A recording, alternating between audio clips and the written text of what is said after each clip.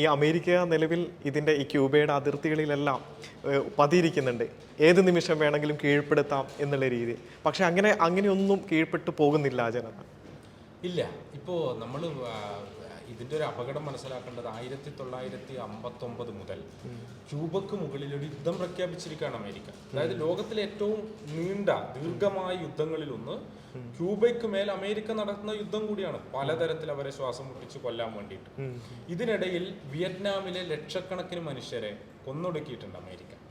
ഇതിനിടയിൽ അഫ്ഗാനിസ്ഥാനെ തകർത്തിട്ടുണ്ട്, ഇറാഖിനെ ഇല്ലാതാക്കിയിട്ടുണ്ട്, ലിബിയയെ തകർത്തിട്ടുണ്ട്, ലോകത്തെ വിവിധ രാജ്യങ്ങളിലേക്ക് കടന്നു കയറിയിട്ടുണ്ട്. എത്രയോ സംസ്കാരങ്ങൾ, നഗരങ്ങൾ, സമ്പത്തുകൾ ഇല്ലാണ്ടാക്കിയിട്ടുണ്ട്. പലസ്തീനിൽ നടക്കുന്ന കൂട്ടക്കൊലക്ക് ഇസ്രായേലിന് എല്ലാ പിന്തുണയും കൊടുത്തിട്ടുണ്ട്. ഈ ഭീകരതയോടാണ് ക്യൂബ ചെറുത്ത് നിന്നത്. ഈ 1.25 കോടി ജനങ്ങൾ മാത്രമുള്ള ഒരു നാട് ജീവിക്കുന്നതിൽ എന്തിനാണ് അമേരിക്കക്ക് ഇത്ര പ്രയാസം എന്ന് ആളുകൾക്ക് ചിലപ്പോൾ തോന്നാം. കഴിഞ്ഞ 29 വർഷമായിട്ട് തുടർച്ചയായിട്ട് ഐക്യരാഷ്ട്രസഭ ക്യൂബക്ക് മുകളിലുള്ള ഉപരോധം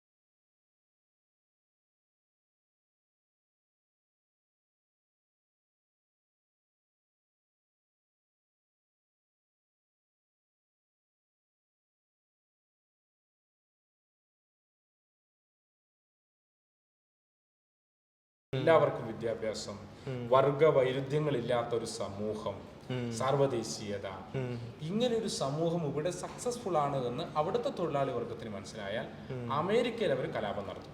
കാരണം അമേരിക്കയിൽ ഒരാൾക്ക് അയാളുടെ ആരോഗ്യ ചെലവ് എന്ന് പറയുന്നത് തൊഴിലാളി വർഗത്തിന് അഫോർഡ് ചെയ്യാൻ വേണ്ടി പറ്റുന്ന ഒന്നല്ല. ക്യൂബയിൽ ആരോഗ്യം എന്നുള്ളത് ആ നാട്ടിലെ ജനങ്ങളുടെ, ആ സമൂഹത്തിന്റെ ഉത്തരവാദിത്വം. ആ സമൂഹമാണ് വേണ്ടത് എന്ന് പറഞ്ഞുള്ള കലാപം അമേരിക്കയിൽ നടക്കും. അതുകൊണ്ട് അമേരിക്കക്ക് നിലനിൽക്കണമെങ്കിൽ ക്യൂബയെ അവസാനിപ്പിക്കുക കൂടിയാണ്. അത് ചെറിയ രാജ്യമായിരിക്കും, പക്ഷെ അതല്ല അവിടുത്തെ പ്രശ്നം എന്ന് പറയുന്നത്. അതുകൊണ്ടാണ് ക്യൂബ ഇത് ചെയ്യുന്നത്. പക്ഷെ അതിനെ ചെറുത്തുകൊണ്ടാണ് അമേരിക്ക ഇത് ചെയ്യുന്നതും ക്യൂബ ഇതിനെ ചെറുത്തുകൊണ്ട് മുന്നോട്ട് പോകുന്നത്. ഈ ക്യൂബയെ കുറ്റം പറയുന്ന ആളുകൾ പറയാറുണ്ട്, അത് കമ്മ്യൂണിസ്റ്റ് രാജ്യമല്ലേ, ഓരോരു പാർട്ടി ഭരിക്കുന്ന രാജ്യമല്ലേ. അപ്പം അമേരിക്ക തന്നെ പറയുന്ന ഒരു കാര്യം, ഞങ്ങളുടെ നാട്ടിൽ 2 പാർട്ടിയുണ്ട്, ഡെമോക്രാറ്റിക് പാർട്ടിയുണ്ട്, റിപ്പബ്ലിക്കൻ പാർട്ടിയുണ്ട്. അങ്ങനെ പറയുന്നൊരു രാജ്യത്ത് പോലും കൃത്യമായിട്ടുള്ള ഈ പറഞ്ഞ പോലെ മനുഷ്യർക്ക് തുല്യത ലഭിക്കുകയോ പലതരത്തിലുള്ള വിവേചനങ്ങളൊക്കെ നടക്കുന്നുണ്ട്. പക്ഷേ അങ്ങനെ ഒന്നില്ലാതെ ലോകത്തിന് തന്നെ മാതൃകയായിട്ടുള്ള ഒരു രാജ്യമാകാൻ ഈ ക്യൂബയ്ക്ക് കഴിഞ്ഞിട്ടുണ്ട്. റൗൾ കാസ്ട്രോ തന്നെ പണ്ട് തമാശയായിട്ട് പറഞ്ഞ കാര്യം അങ്ങ് ഈ പുസ്തകത്തിൽ എഴുതിയിട്ടുണ്ട്. ഞങ്ങളുടെ രാജ്യത്ത് വേണേൽ 2 പാർട്ടി എന്നുള്ള രീതിയിൽ വേണേൽ കാണാം. റൗൾ കാസ്ട്രോയുടെ ഒരു വിഭാഗം, ഫിദൽ കാസ്ട്രോയുടെ വിഭാഗം. പക്ഷേ അങ്ങനെ അത് തമാശയായിട്ട് പുള്ളി പറഞ്ഞാണ്, അങ്ങനെയൊന്നും ഇല്ല. പക്ഷേ എങ്കിൽ പോലും മുന്നോട്ട് വെക്കുന്ന ആശയം ഒന്നാണ്. ആ ആശയം കൊണ്ടാണ് ഈ രാജ്യം ലോകത്തിന് മുൻപാകെ തിളങ്ങി നിൽക്കുന്നത്. അത് റൗൾ കാസ്ട്രോ പറഞ്ഞ മറുപടിയാണ് അതിലത്തെ ഏറ്റവും പ്രധാനപ്പെട്ടൊരു മറുപടികളിലൊന്ന്. അമേരിക്കയിലെ ജേർണലിസ്റ്റാണ് പറയുന്നത്, ഞങ്ങളുടെ നാട്ടിൽ ജനാധിപത്യം ഉണ്ട്, നിങ്ങളുടെ നാട്ടിൽ ഇല്ലല്ലോ. അപ്പൊ നിങ്ങളുടെ നാട്ടിൽ ജനാധിപത്യം ഉണ്ടോ എന്നാണ് റൗൾ കാസ്ട്രോ ചോദിക്കുന്നത്. ഉണ്ട് എന്ന് പറഞ്ഞിട്ട് അമേരിക്കൻ ജേർണലിസ്റ്റ് പറയുന്ന കാര്യം, ഞങ്ങളുടെ നാട്ടിൽ 2 പാർട്ടി ഉണ്ടല്ലോ എന്നാണ്.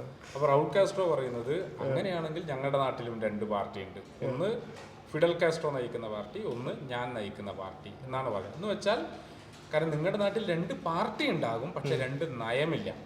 അതായത് പലസ്തീനെ ആക്രമിക്കുന്ന കാര്യത്തിൽ, ഇസ്രായേലിന്റെ കൂടെ നിൽക്കുന്ന കാര്യത്തിൽ, ലോകത്തെ കീഴടക്കുന്ന കാര്യത്തിൽ, ലോകത്തെ സാമ്പത്തിക സംഘടനകളെ നിയന്ത്രിക്കുന്ന കാര്യത്തിൽ, അധിനിവേശം നടത്തുന്ന കാര്യത്തിൽ, സാമ്രാജ്യത്വ പദ്ധതി നടത്തുന്ന കാര്യത്തിൽ, മുതലാളി വർഗത്തിന് അനുകൂലമായിട്ടുള്ള നിലപാട് സ്വീകരിക്കുന്ന കാര്യത്തിൽ അമേരിക്കയിലെ 2 പാർട്ടിക്ക് ഒറ്റ നിലപാട് മാത്രമേ. ഇപ്പൊ ബരാക് ഒബാമ വലിയ തരത്തിൽ ആഘോഷിക്കപ്പെടുന്ന ആളാണ്.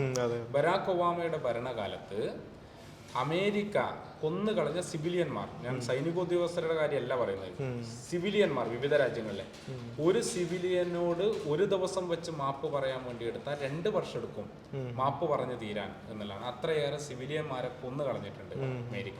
ക്യൂബ എന്താ ചെയ്യുന്നത്? ലോകത്തെ 67 രാജ്യങ്ങളിലേക്ക് ഡോക്ടർമാരെ കയറ്റി അയക്കുന്ന നാടാണ്. ബോംബും സൈനികരെയും മിസൈലും അമേരിക്ക കയറ്റി അയക്കുമ്പോൾ ഡോക്ടർമാരെയും ആരോഗ്യ സംവിധാനത്തെയും ആണ് ക്യൂബ ലോകത്തേക്ക് കയറ്റി അയക്കുന്നത്. എന്താണ് കയറ്റി അയക്കപ്പെടേണ്ടത് എന്നുള്ളതാണ് ചോദ്യം. യുദ്ധവെറിയാണോ കയറ്റി അയക്കപ്പെടേണ്ടത്, മാനവികതയാണോ കയറ്റി അയക്കപ്പെടേണ്ടത് എന്നുള്ളതാണ് ചോദ്യം. ജനാധിപത്യത്തിന്റെ വിഷയം അമേരിക്കയിലെ, അത് ക്യൂബൻ ജയിലിൽ കിടന്നിട്ടുള്ള ഫെർണാണ്ടോ ഗോൺസാലസിന്റെ വാക്ക് ഞാൻ ഇതിൽ ഉദ്ധരിക്കുന്നുണ്ട്.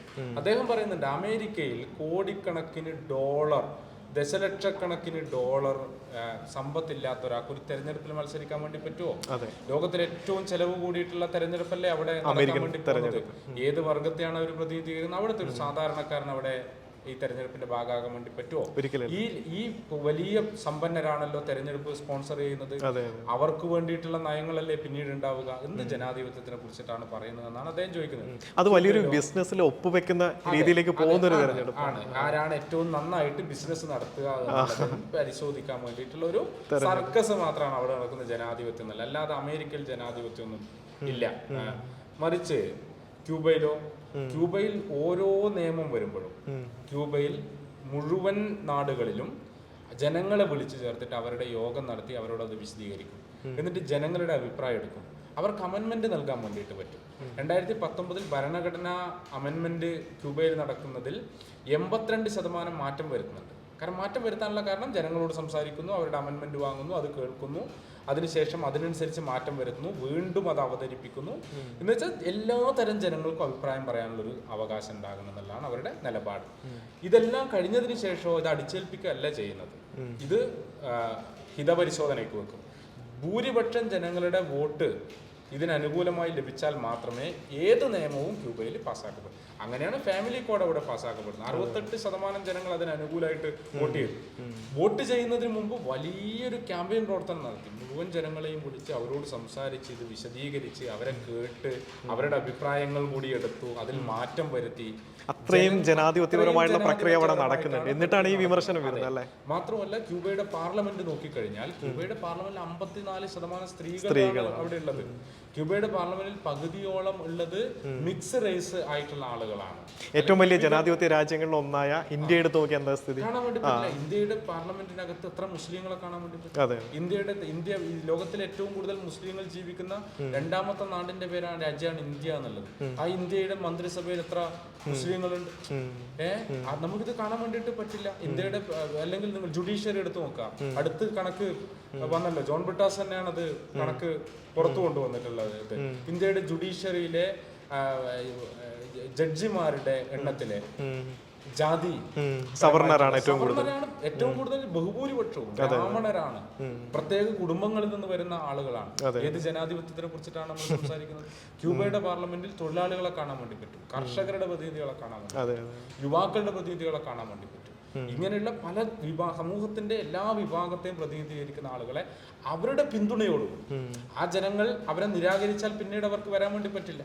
ജനങ്ങളുടെ പിന്തുണയോടും സപ്പോർട്ടോടും കൂടിയിട്ടാണ്, സമ്മതത്തോടു കൂടിയിട്ടാണ് അവർ അവിടുത്തെ നേതൃത്വമായിട്ട് തിരഞ്ഞെടുക്കപ്പെടുന്നത്. ഏതാണ് ജനാധിപത്യം എന്നുള്ളതാണ് ചോദ്യം.